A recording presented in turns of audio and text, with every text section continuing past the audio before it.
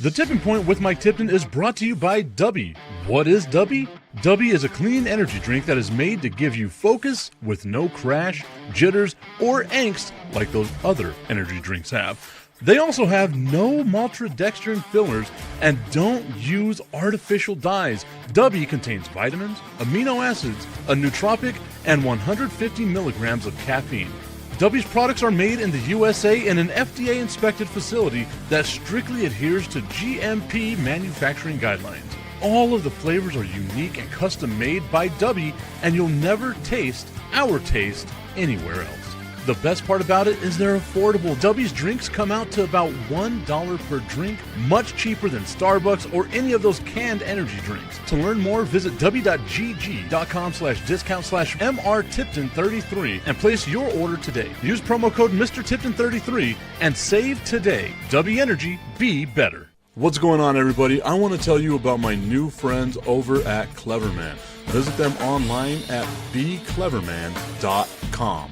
What they gave me was the energizing face and beard scrub along with the Cleverman face scrubber.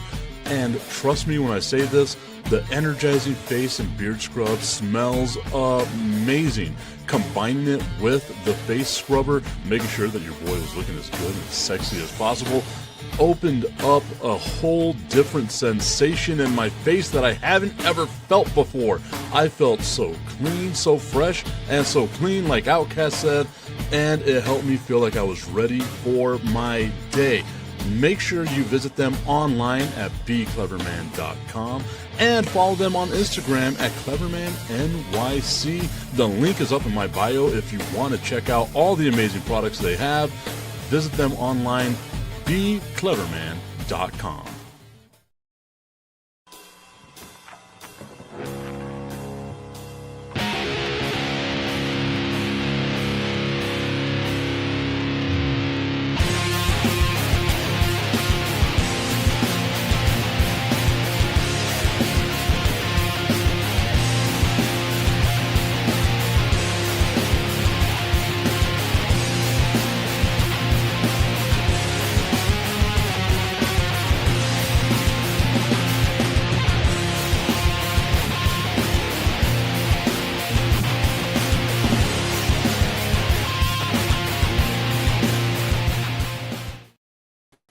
What's going on, everybody? It is Monday right after the big game. Can't say the other words right now, but it is Monday following the big game, and we are, 8 days away from everyone's favorite holiday, Fat Tips Day. Fat Tips Day. It's coming up. I got the brand new shirt. You can check it out online. I'm going to share the link once again on all my various social media channels. I am super excited about that shirt. Fat Tips Day, a week from tomorrow. February 17th, my birthday, lands on Mardi Gras. It's absolutely perfect. No other better way to celebrate Fat Tips Day than getting your Fat Tips Day shirt. Also, I look good in purple. I feel like I look good in purple. Our dude, Tommy Cananza, tuning in saying, what's up, Tip? What's up, Tommy? Look at that. That is the first thing that you get on today's show is Fat Tips Day merch. Talking about that. Shout out to Ray Work Productions, who's joined over on Instagram. Ryan Matlack, Jonathan Hood over there on Instagram as well. Thank you all so much. I need to be more, I need to go live on Instagram more often. I genuinely do. It's been a while since I go live. Like I do the show every now and then. I'm not consistent enough with this show on Instagram just because I don't like seeing zeros next to views, but that's because I'm vapid, I guess. Nonetheless, we're hanging out here on this Monday following the Super Bowl. What is everybody's thoughts? What are your thoughts on what happened in the big game yesterday? The Seattle Seahawks dominating, absolutely dominating the New England Patriots. Augustine, I told you I was going to do it. Augustine was correct whenever he said that this game was going to be a blowout in the favor of the Seattle Seahawks. At no point did I feel like that game was close. It took all the way to 10 minutes left in the game for it to become fun-ish, adjacent. Whenever you go 3 quarters, 3 full quarters, and the score is 12-0. You know you're not having a good time. Like it's not a good time for anybody. No one involved had themselves a good time. Tommy's saying it was the most boring Super Bowl I've seen in a long time. It's got to be up there with, again, another Patriots Super Bowl, with the Patriots and Rams Super Bowl of, what is it, 2019, I guess is what it was? Maybe 2020?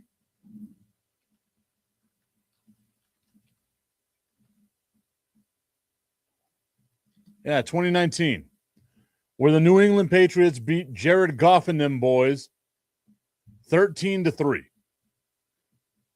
That was, without a doubt, one of the worst, if not the worst, Super Bowls in a while, in a long time. Just like Tommy said, the most boring Super Bowl we've seen in a while. Although, you know what?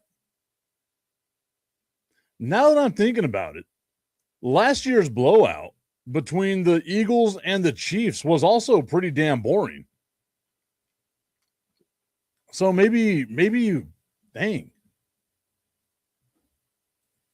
I got to think, like, when was the last really good Super Bowl that we've watched?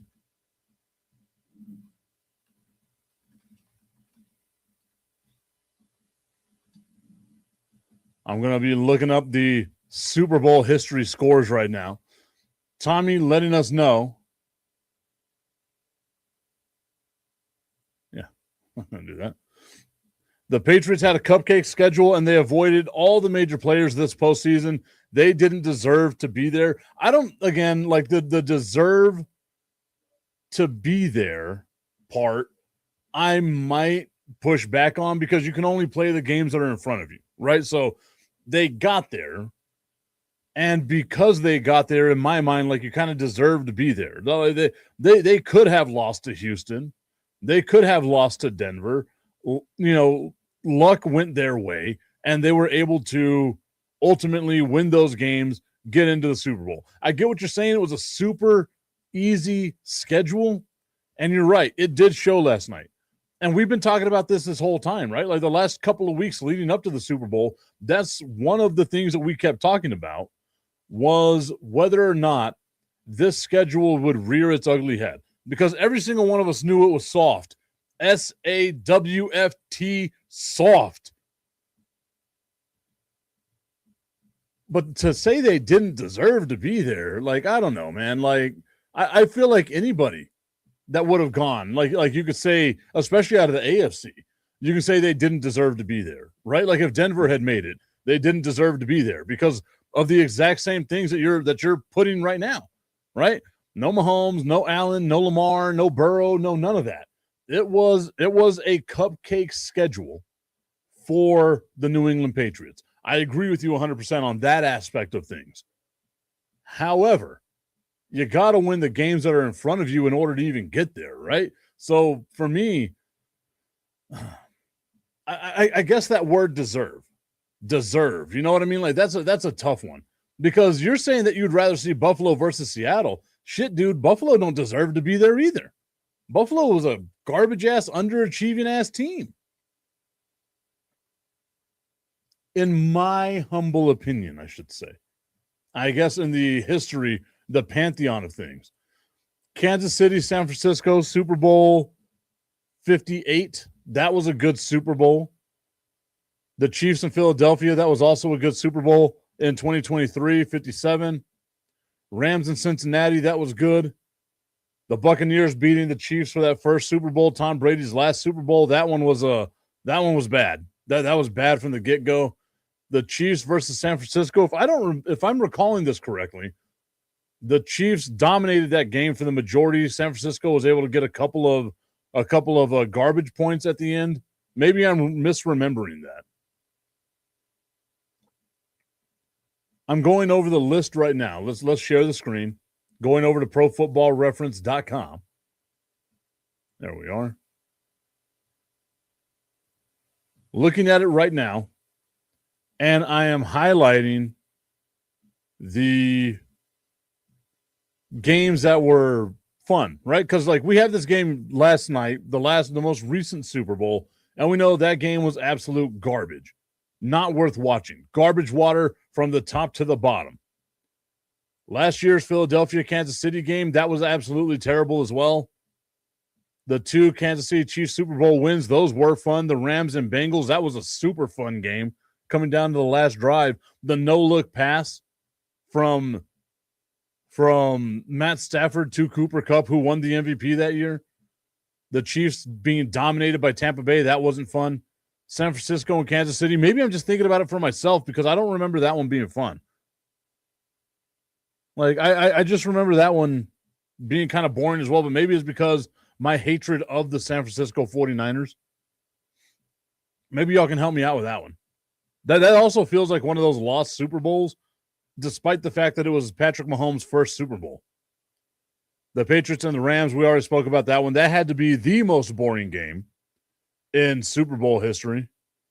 The Eagles and the Patriots, that is the Philly special game. That one was kind of fun. I remember watching that one up at the mothership. That one was kind of fun. The New England Patriots beating the Atlanta Falcons. That game was super fun. That was a ton of fun, actually. The comeback that the Patriots had in that game to be able to come back and win. That was one of the most fun games I remember seeing in a really long time. Super Bowl 50, the Broncos and the Panthers. That one I don't remember being fun either. 24-10 kind of leans my way that it wouldn't be fun. New England over Seattle. That was, if I'm not mistaken, we're not going to hand the ball off to Marshawn Lynch game. We're going to throw the ball at the 1-yard line game. That was a fun game. Came down to the very last play of the game. The Seahawks and Denver Broncos, judging by that score, 43-8. That was not fun at all. I also love seeing the list over here of MVPs, because who would have thought that Malcolm Smith was the MVP? I'm going to open that one in a new tab. I'm trying to remember. I know Malcolm Smith was a defensive player. I'm just trying to remember what it was that he did in that game. Had himself a nice 10-year career. Wow. Wasn't expecting that.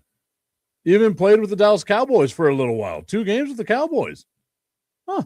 Started 1 game with the Cowboys. That's a pleasant surprise. Let's see. He had a forced fumble with the Cowboys in 2019.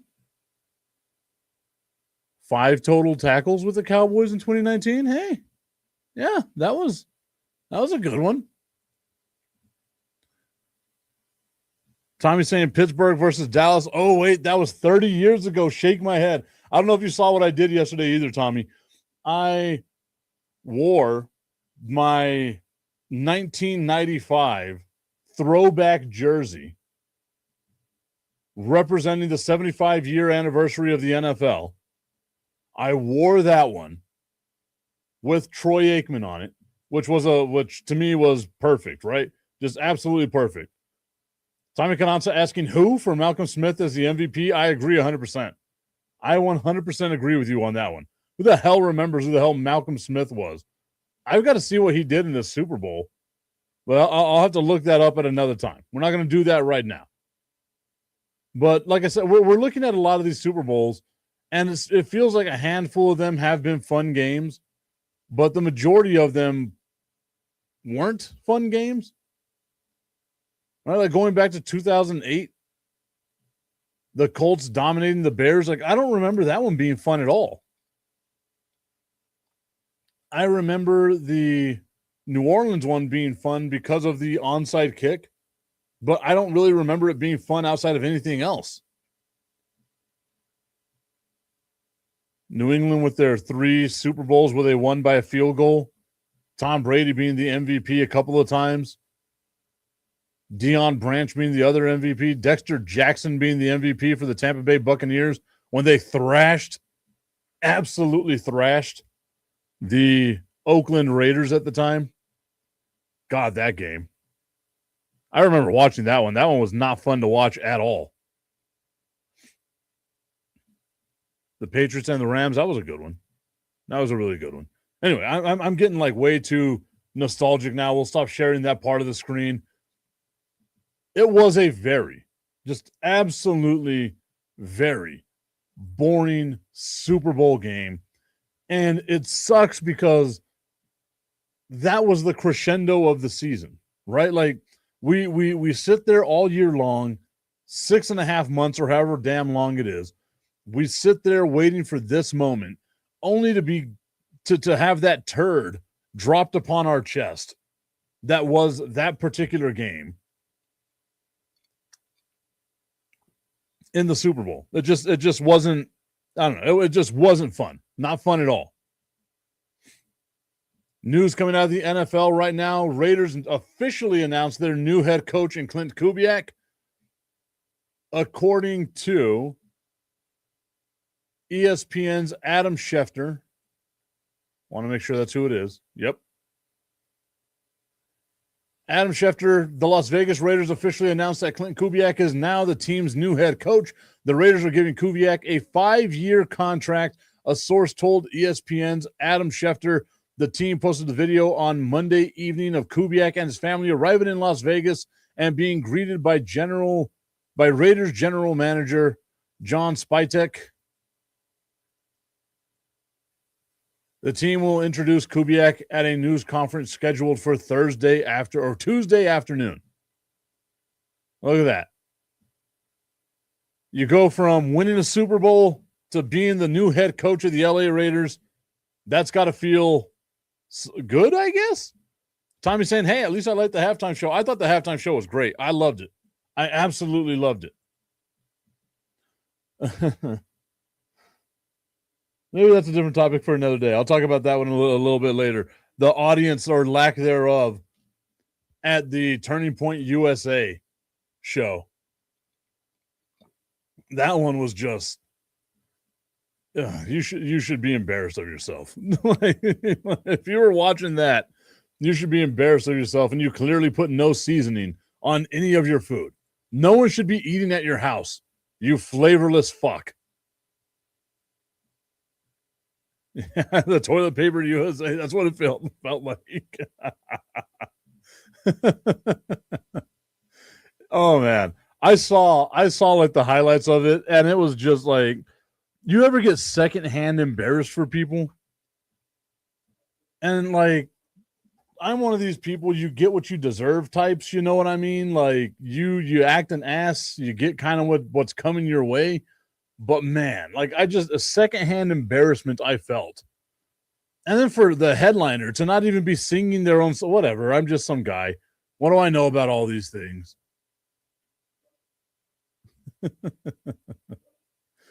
I think one of the things that did strike me as funny as we continue to talk about the NFL here, it was the end of the NFL season. We're all going to be sad.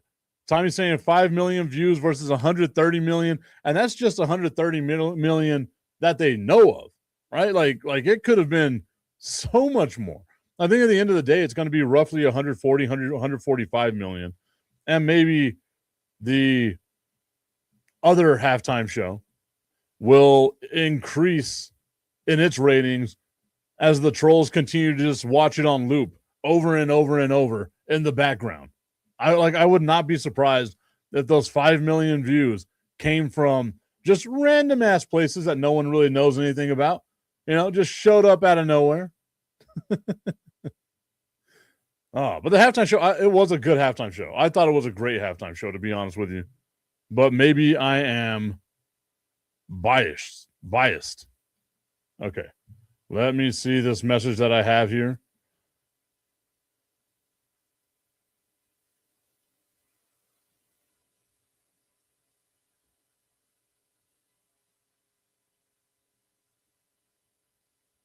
Uh-oh. I'll have to talk about that one later. That was a bit much. You would think that the people that work alongside me would know what my schedule is. But nonetheless, the Crooked Commission, yo, what's up, Money Mike? TC, what's up, bro? Heard that kid flop was amazing. Ashley Candelaria over on YouTube or on Instagram saying, what did I miss, LOL? We are talking about the halftime show. We spoke a little bit about what happened in the game yesterday. Boring ass game. I think every single one of us could say that. That game sucked ass. Just so much ass was being sucked during that game. but we were talking about the differences in halftime shows. I saw one thing, and it kind of bothered me. This is my show. I get to talk about whatever the hell I want, right? Maybe that's the best part about it, right? There was a small segment of time during the halftime show where there were two dudes grinding on each other. I don't remember seeing it being like, oh, okay, cool, two dudes grinding on each other. Maybe it's because I've been to a couple of gay clubs. Don't ask questions you don't want to know answers to. I've been to a lot of gay clubs. I got no problem with dudes dancing on dudes. Do your thing, man. I don't give a fuck. It's not impacting me whatsoever. And then I look over on social media today because, as you know, social media is just the best place you want to go to after something that is mildly controversial. And this person puts up on social media, I'm not going to put their name out there, I'm not going to put their business out there, but they were like, oh my Lord, there were two dudes dancing on each other, and that's all I can think about. And I sat here and I thought to myself, cool, do your thing, right? Like, go dance on whatever dude you want to dance on. Again, I don't give a shit. Doesn't impact me. I would be a little jealous if you were dancing on a dude that looked like me, but you weren't trying to dance with me. Like that would be, I would be a little jealous in that aspect. But I sat here and I thought to myself, okay, so you're going to go online and you're going to complain about two dudes dancing with each other with a door kind of blocking stuff so you didn't see everything. Two dudes dancing with each other for a second or two during a Super Bowl halftime show when there was literally hundreds of asses shaking in front of you. Big, thick, juicy Latinas dancing in front of you. And you're focusing on the two dudes dancing by the truck? I believe that says more about you than it does about the show. If that's all you can focus on, my guy, it's okay. Be you. Live out loud. By all means, live out loud. The Crooked Commish asking, even though that was a boring-ass Super Bowl show, did anybody hit on any of their Super Bowl squares? Tommy saying, yeah, that was inclusion, Mike. If that's all you can think about, then you might be, never mind. I think we're having a consensus moment right here. Ashley Candelaria saying, says more about them and what catches their eye. Yeah, it's coming out that way. Ashley also saying, ooh, I never heard a BB song before. Knew him from WWE before. I knew he was a musical artist. It was a great message. Absolutely loved it. That was good. And again, like if you haven't seen the like Bad Bunny whenever he was wrestling in the WWE, that was a ton of fun. Tommy Carranza saying, big, thick, juicy Latinas. Are you in my phone search? LOL. Maybe I am. Maybe I would say that's got to be leading the phone searches in so many ways. The Crooked Commish saying, tell us about yourself without telling us something about yourself. That's actually perfect. That is 100% perfect. Tommy's saying that's my PH search. That's his search on the hub. We don't have the hub anymore. Or do we? Did they bring it back in Texas? I don't know. My forearms have lost so much muscle mass. Almost got through that joke. Ashley Candelaria going back to talking about her origin story of learning about Bad Bunny. I was so surprised some fans didn't know he was a wrestler. LOL. That was cool. Like, again, it's I want to say it was WWE Backlash. It was in Puerto Rico. And the pop that Bad Bunny gets to come out to this like Puerto Rico street fight, because you know how wrestling is. It's always a street fight. Tommy Canazza saying there's always a way around it, brother. DM me.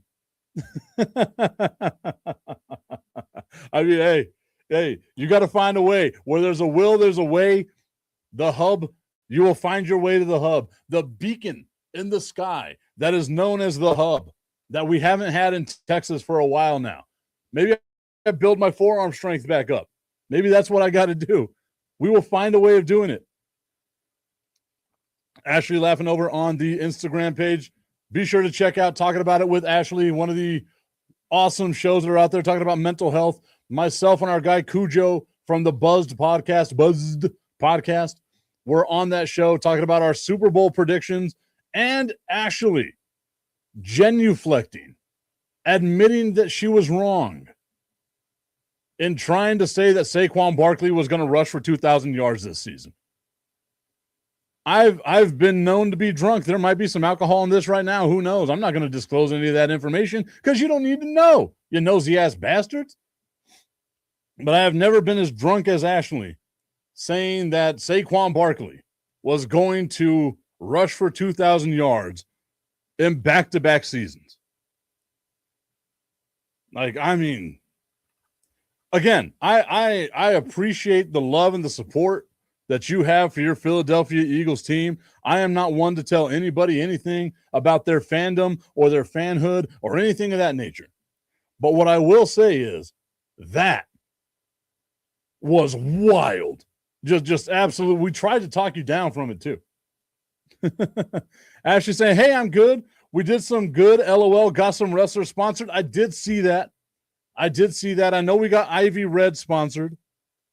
I'm trying to remember who the other wrestlers are that we got sponsored as well, as we have teamed up with the Talking About It page, the Buzzed podcast, and of course the Tipton Sports Broadcasting Network. We teamed up to sponsor a few wrestlers for the upcoming show, the Love and War show that Nation of Wrestling is having coming up on February 28th. Maybe I got to have Frank Stone join me on one of these shows. Fire and Ice. I think that'll be it. We bring some of the people out to Buffalo Wild Wings for a little fire and ice, baby. And to answer your question, Kamish, I didn't hit on any of my squares. I had 5 squares. At one point, I was excited because one of the squares I had was 0-0. You can easily end a quarter with no score, especially with 2 good defensive teams. You can end a quarter 10-0, 20-10, 20-0. Like there's so many possibilities that you can get with that one. Then I had 8-9 as a score, which wasn't going to happen. 5-5 as a score, which wasn't going to happen. 3-4 as a square, which could have happened. Like there's possibilities there, but man, it was not good. It was not good for your boy. It just wasted money. I hate playing Super Bowl squares. I don't know why I keep getting sucked into this. I was about to say why I keep getting sucked off on this. Thinking about the hub. Why I keep getting sucked in on this. But Jesus, man.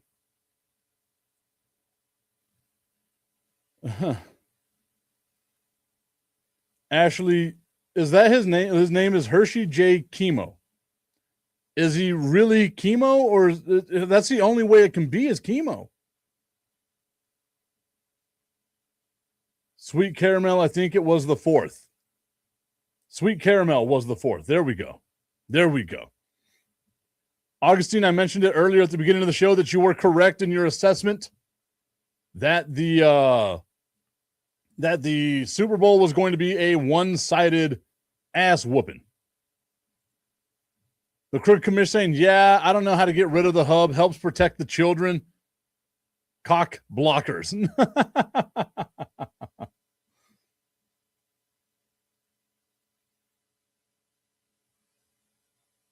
Ashley saying, LOL, NL2 separate. I don't know. Maybe someone messed up there. Augustine is back.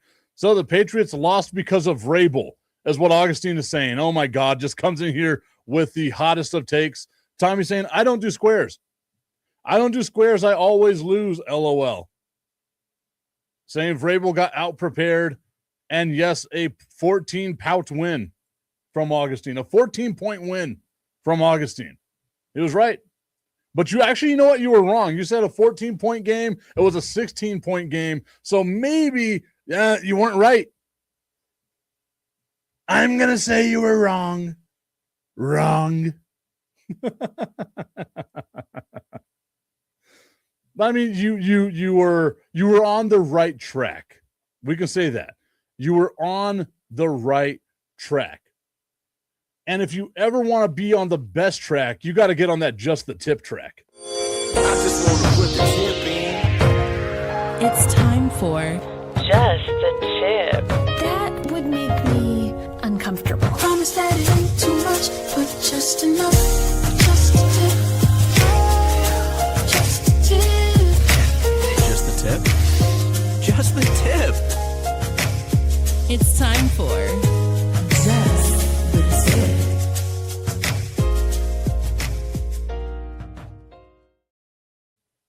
Just the Tip is brought to you by our friends over at www.myhappynuts.com. Guys, I was walking around downtown the other day.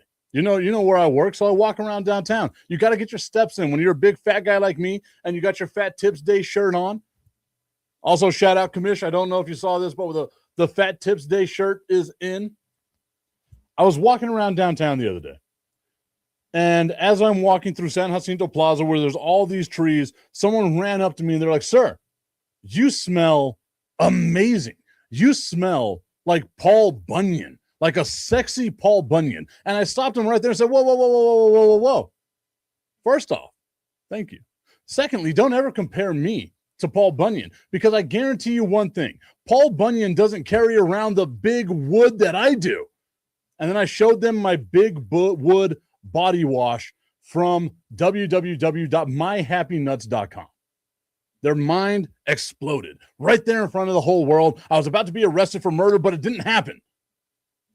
Didn't murder them. Their mind just got blown. They'd be like, "Whoa, calm down." Put all that blood and guts back in their head. They were fine. Walking around now like Frankenstein. But the big wood body wash, guys, it changes your life. People come running over to you. www.myhappynuts.com. Use promo code Mike Tipton at checkout and save on all your male grooming needs. TSS Race Cars, thank you so much for joining over on the Instagram page. Ashley saying, "I did squares 1 year, had the jackpot, and then the stupid Ravens got a safety. Never, ever again am I going to do squares." Augustine saying, "Vrabel will get you there, but he will never win the big one with being so square." What is up with the hate towards Mike Vrabel, man? His first year as a coach of the Patriots, y'all win 4 games. The next year he wins 17 games. Come on, like that's a lot of help right there. Shouldn't be hating on him so much. The Crooked Commish over on YouTube saying, "The only time I win squares is if I'm running and accidentally lose the money." Nothing crooked about that, Commish. It seems straight. As straight as those guys complaining about the guys dancing in the truck instead of looking at all the booty shaking in front of you. The Crooked Commish saying, "Love the shirt. I'll be getting mine soon. Happy it all worked out. Made it happen fast." Dude, I was so happy with that. So happy with that. Our guy, the Neon Peacock, great job out there. I know where I'm going to start going now for all my shirt ideas. I always have a ton of shirt ideas, but I don't want to do them myself, so I got to outsource it now. The Neon Peacock, that's going to be my guy. I just love it because his name is Peacock. I was also, so to show you guys kind of how I do my thing, I love listening to news, right? Like I'll wake up in the morning, listen to some NPR as I'm walking, as I'm doing my thing. I'll listen to that. And then I listen to like history podcasts and stuff. And today, one of the history podcasts that I was listening to was talking about the origins of science fiction. And one of the people that is credited with being one of the originators of science fiction,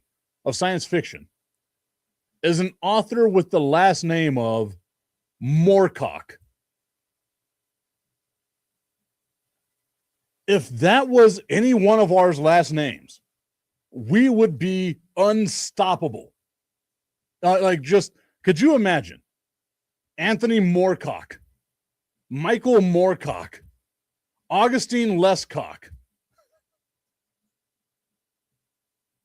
Tommy Moorcock? It would be perfect. Even Ashley Moorcock. It's such a great name. And then to be attributed as one of the pioneers of science fiction writing is just absolutely great. Just absolutely great.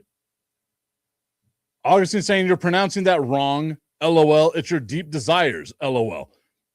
How else do you pronounce Moorcock?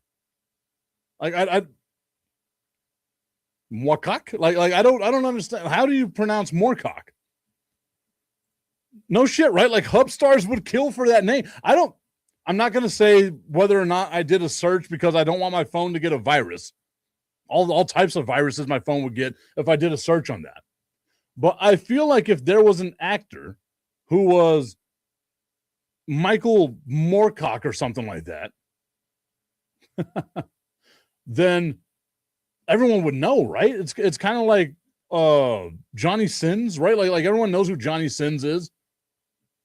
Not me though, because we don't have the hub in Texas.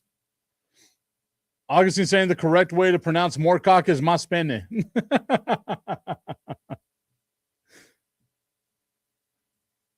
Oh, that would be great. That, you know what, Augustine, that was good. That was good. Cheers. Salud. On Saturday, on Fire and Ice, we had Steve Kaplowitz on the show out at Buffalo Wild Wings. Had a great conversation with him. And Augustine, he called you out. I've got to get the clip of it, but he called you out for not having the bottle of tequila that you've promised him for X amount of years, which is crazy because you gave me my bottle of tequila. So I don't know what he's waiting on. Augustine saying, oh, wait, the MAGA crowd is going to hate that. Mas pene? Well, I mean, they might hate it, but it's because they got too much in their mouth. Tiene mas pene in their mouth. Augustine saying, oh, yeah, he called me. I was talking to him for 15 minutes ago. Oh, that's my dude. So that's why you were late to the show. Shout out to Lisa Yvette Sanchez, who joined, and El Gato 619, who joined over in on Instagram. Okay. So we spoke about the Super Bowl. I got to go on a show tomorrow, the Lockdown Coverage podcast on the Prime Coverage Sports Network. And we're going to bury the Super Bowl tomorrow. Dead and gone. Saying bye-bye. Au revoir to the rest of this season. It is done with. Say goodbye to it. Whether your team did great or whether your team did bad, it is time to put those thoughts away and move on.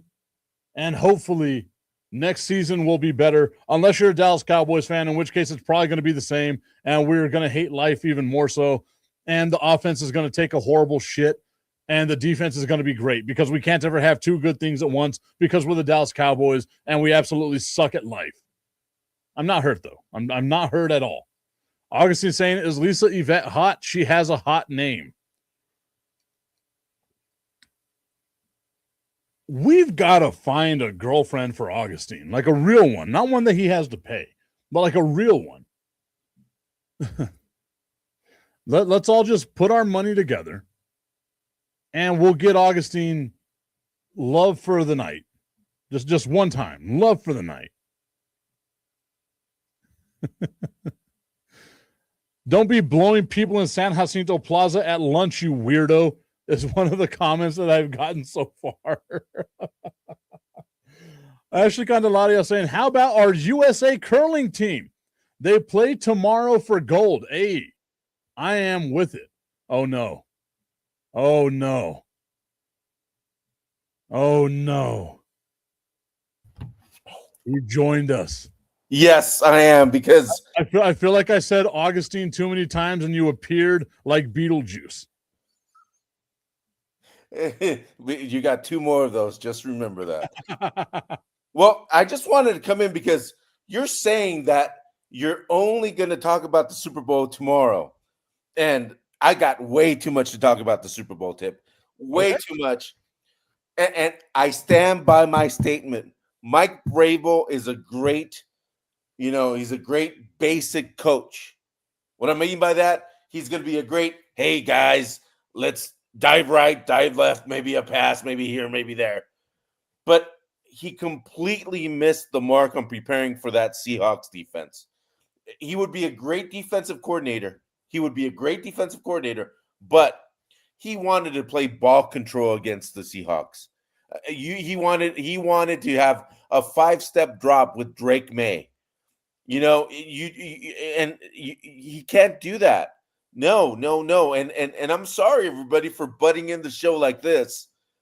But there's no Mike Vrabel, like I said, will get you to the dance, but you will never you have a good dance with him. I mean, I can see what you're saying, right? Because you look at Mike Vrabel's history as a coach. He shit the bed in Tennessee. Very square. It's very square. It's very Dana Dimmel. Oh wow. Hey, we don't talk negatively about the dead here. Shout out to my dude Dana Dimmel. Augustine, I don't know if you're in on this or not, but Brandon and I are. The next time UTEP makes a bowl game, we have promised Dana Dimmel, because we promised this whenever he was the coach, that we would all show up to that game wearing an orange Speedo. So are you going to be in on this with us? When UTEP makes a bowl game, I'm in. There that we will go. Be never. It might never happen, but hey, at least we have the possibility. Elgato619 over on Instagram saying, I can't believe I'm saying this, but I agree with Augustine. Oh my Lord. You know what? Instead of relying on a groundhog to give you your, like, whether or not hell is frozen over, it's whether or not people agree with Augustine that proves that hell is frozen over. We are definitely going to have 6 more weeks of winter, y'all. It's going to happen. I think it's about 12. I mean, I drove home today with the top down on my Mustang, so it better get cold soon if we're going to have winter again. No, but I'm serious, man. I mean, even I could have come up with a better game plan of moving Drake May around. You know, maybe having a 2 tight end set once in a while against that because Drake May, most of the sacks he got were not instant sacks. They were coverage sacks. He couldn't find anybody open. So come out and move the pocket, use a 2 tight end set, you know, get that extra man blocking and give the poor kid some time to throw, some options to throw the ball. I mean, I agree with you to a certain extent. No, you agree or not agree, because this was the make or break for Mike Vrabel. And yes, everybody's saying he's a great coach. He's a great defensive coordinator. He needs to hire a great offensive coordinator in order for him to win something. Wait. Isn't their offensive coordinator the one that's been there forever? I don't care. Like he was there with Belichick. He was there with Brady and all them. No, I can't remember his name because he used to be the coach of the Broncos. I can't remember his name off the top of my head. You're a sports guy. You should know. I mean, if he was better, I'd know. And that's what I was going to get at, Crooked Commish. Will Campbell yesterday was just getting ran over. Like all the sacks that were happening were on him. I saw a great meme today, or maybe you told me as well. There we go. Josh McDaniel. That's who the offensive coordinator is for y'all. Thank you to the amazing Mireya Reyes for reminding me who he is.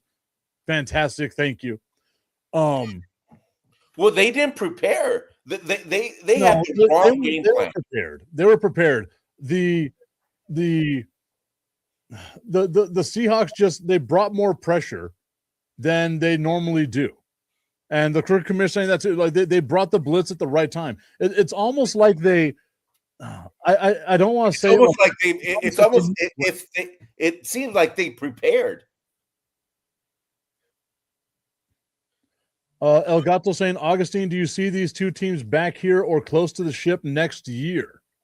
The Seahawks, yeah. The Patriots, they need to do some really, they need to dig deep into their pockets to get some quality wide receivers to complement Drake May, because Drake May you had maybe one good wide receiver in Diggs, and then the rest are who? I mean, you've got that one guy, and then you have the other guy. So there's a couple of guys there, but this is the thing that I'm going to tell you. Remember the amount of money that the New England Patriots spent this offseason, right? Like getting Milton Williams, giving him a huge contract, getting Stephon Diggs a pretty decent-sized contract. They went out there in free agency this offseason, and they spent a ton of money. They still have cap space. They only have $33 million in cap space. That's not a lot to go out there and get you a second good wide receiver. So you have to rely on Mac Hollins being your number 2, which was also hilarious. I don't know if you saw this yesterday, Augustine, but Mac Hollins walking into the Super Bowl had like a Hannibal Lecter mask on and was like in chains. And I was like, oh, that's a terrible thing to do because the Seattle defense is going to lock you up just like that. Yeah, exactly. That was a horrible look. And they did. Yeah. I mean, he got the 1 touchdown, but it was garbage time. At that point, it was garbage time. Yeah, it was garbage, and it was garbage time. And I think, and I really think that if Vrabel is brave, he will fire Josh McDaniels tomorrow and say, we need somebody with a brain on the offensive side. We got a good QB. We got a decent line. We got to invest in some wide receivers, maybe another tight end, and take it from there. The defense is fine. The defense should get better. But yeah, my prediction came through. Thanks, everybody. But I wanted the Patriots to win. Everybody is not talking about, and when I got in the car this morning, it was on 600 ESPN, and there were some idiots in the morning at about 7:15 our time. They were talking about, well, Vrabel did a great job, and I figured for the season he did, but you also got to take away with this. Yep, decimated Bills, no Joe Burrow, no Mahomes, wide open AFC. It's a great schedule. It's not their fault. I'm all with that. But when it comes down to the big boys, you need to make the big decisions. And the Patriots didn't do that this game. And that's what killed them. Their lack of offensive imagination. Because all they were doing, they were dive left, dive right, and then over 15 patterns over 15 yards against that defense. No, you go the mid, the 5 to 15 constant, move your quarterback around. He's going to get pounded with 4 people. Well, that sounded bad. But anyway, he got They get pounded with 4 people while Kid Rock plays in the background. The Crooked Commish saying the May injury may be worse than they want to admit. His throws were off; they were really off, and that was what I was going to say too. Like it was obviously a shoulder injury, and it felt like he couldn't get it down the field. And you saw like I think one of the balls that should have been intercepted is he tries to uncork the deep ball, and it was just like a punt. Like it just stayed up there floating for time to time. It should have been picked off. Like there were a couple of times there that he should have been picked off. El Gato saying that it was a subliminal message. Mac Hollins showing up in the chains and all that stuff. Shout out to Wegs Pool who joined in over on Instagram. You can check me out with him tomorrow. As a matter of fact, on the Lockdown Coverage podcast, we're going to be talking about the NFL, continuing the conversation about what we're going to be talking about here with the Super Bowl.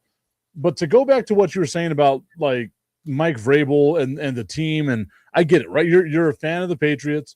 You're frustrated with what you saw yesterday, and it's totally understandable. But I also feel like without Vrabel, they're not anywhere close to it. And to go back to Elgato's question that he asked earlier, do you see either of these teams back this close to a championship next year? For Seattle, maybe, right? Like their future is bright. Oh, yeah. For the Patriots, look at what got them there. It was a 4th place schedule, one of the easiest schedules in the NFL. It was being blessed to have a couple of games at home that got you to where you needed to be, getting CJ Stroud, who looked absolutely terrified in the snow, getting a Denver Broncos team that didn't have their quarterback, and the Buffalo Bills were super underachieving. The Baltimore Ravens were super underachieving. I think we can say Cincinnati was underachieving with them not making the Super Bowl, despite the fact that we all kind of knew they were going to have a terrible defense, or not even making the Super Bowl, not making the playoffs. And then Kansas City being completely underwhelming as well. All that had to align. It was like the perfect alignment of the stars for the New England Patriots to make it to the Super Bowl. Now teams are going to teams aren't going to be able to write them off. Teams aren't going to be able to, take them for granted. This was a team that was in the Super Bowl. And to look at what happens whenever teams say, okay, that team's going to be good. Look what happened to the Washington Commanders this year. They had the expectations of making it to the NFC Championship game, and then they shit the bed all season long. Exactly, Tim. Look at the Cowboys every single year. I'm not even talking about the Cowboys. No, but yeah, Mike, you're completely and utterly right on this. The expectations for next year, are they going to go 17-4 or whatever they were this year? No. Are they going to tank? No. Are the Bills going to come back with a vengeance? I don't know. That's the thing about that division. Are the Bills going to finally is Josh Allen finally going to be this guy where the Lord of the Rings comes up and he's Frodo and he actually lifts, the ring. He lifts the ring or whatever. Is Josh Allen going to finally be that guy? No. And if history serves us correct, no, he's not going to be the guy. Does Josh Allen need to leave Buffalo in order to win? Ooh, that's a great topic. Hey, we have a Super Bowl winning quarterback that nobody trusted, that now he's a Super Bowl winning quarterback. But that's also the thing, right? Like in order, if you look at the majority, and I want to say like the vast majority, but I'm just going to go with the majority right now of recent Super Bowl winners, going back to like 2010, 2009, 2008, kind of in that range, it was cheap contracts for your quarterback that mainly wins out because you have enough money to spend on the entirety of your team. Mm-hmm. If Josh Allen gets traded to another team to hopefully win a Super Bowl, it's got to be a team that you feel is like right there, where Josh Allen is that last missing piece, so you can take on that huge contract and maybe get there, right? I can see a team like Tip, Josh Allen is set for life. We all know that. Josh Allen has the money to burn and money to do that. If Josh Allen is smart enough, he won't get that big contract in order to win. He'll go, wait a second, I can live. Oh my gosh, I can live on $10 million a year. So again, that's utopia, right? Like that's just not going to happen. And it's not because NFL owners won't let it happen. It's because the players union won't let that happen. How about this? You have a player say that they'll take less money in order to play. Now it crumbles the system of the players union, and the players union will not let that happen. They'll go to court. They will litigate that. And more than likely what will happen is the contract will get up to what the average value is for a quarterback. It's Josh Allen's choice. It's not like that's the bad thing about it, right? Like we can say that the players have a say in how much they get paid. It's really lawyers from the league and lawyers from the Players Association that come together and say, this is how much you're going to make. You cannot have a star player sit there and be like, I'm going to take less money and expect the players union to be okay with it. Okay, and we know the players union has no morals whatsoever, except for it comes down to the bottom line and how much money you make. Restructure the contract. You want to win? Get some good players in there. Well, if the NFL had the ability to do it kind of like what Major League Baseball does, where they can defer the payments down the road, then maybe. But the NFL doesn't have that ability because of the salary cap and things like that. Ashley Candelaria bringing up a point that we spoke about on Saturday, talking about Lindsey Vonn. I don't know if you saw that, Augustine, or not, but she competed after rupturing her ACL 4 days before her event that was going to take place in Milan during the Winter Olympics. She ultimately goes out there because she's unable to stabilize her knee due to the ruptured ACL. She has a vicious, and I mean horrific, crash and winds up having multiple compound fractures in her leg. Ashley's asking, do you think that she would say that it was a win still being able to compete at that level? I know that Lindsey Vonn after surgery came out and was like, yeah, like if I could do it again, I'd do it all over again.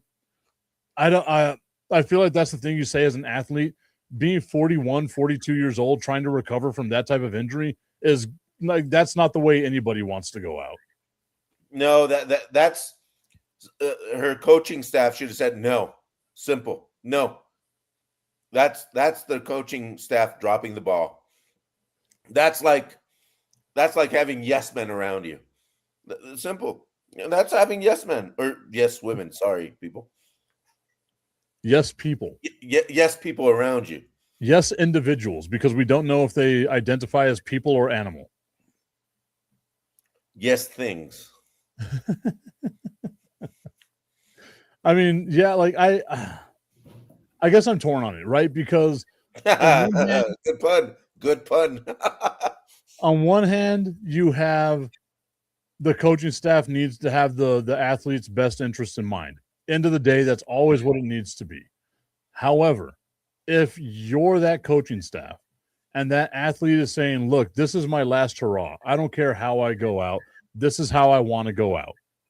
Then you kind of have to relent and let them do it, because at the end of the day, in an individual sport like that, it's not football, it's not baseball, it's not basketball, it's not any of these other team sports. It's an individual sport.